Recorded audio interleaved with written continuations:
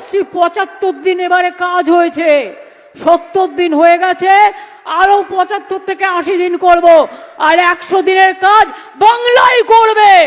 তোমাদের ভিক্ষে আমরা চাই না।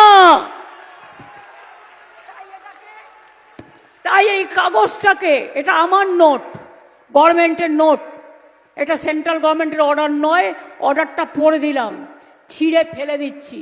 আমি এটাকে মনে করি অসম্মান, অপমান।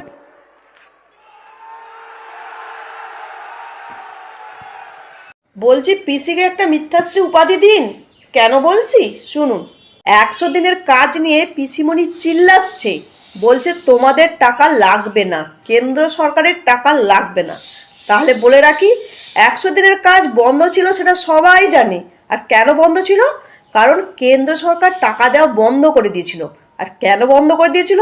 তোমাদের এই যে নেতা, চুটকি পুটকি নেতাগুলো সারাক্ষণ শুধু দুর্নীতি করে আর টাকা খাওয়া শুরু করে, সমস্ত ১০০ দিনের টাকা খেয়ে ফেলেছিল, গপা গপ খেয়ে ফেলেছিল।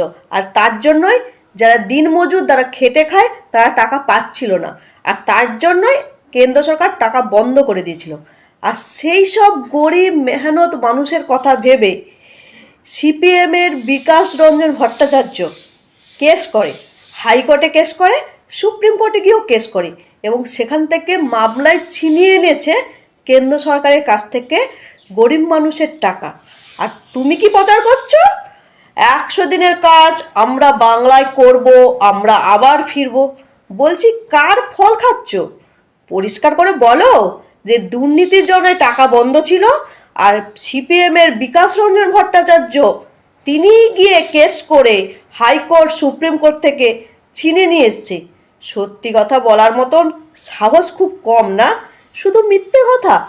তা মিথ্যাশ্রী একটা প্রকল্প শুরু করুন না, ভালো হয়তো নাকি?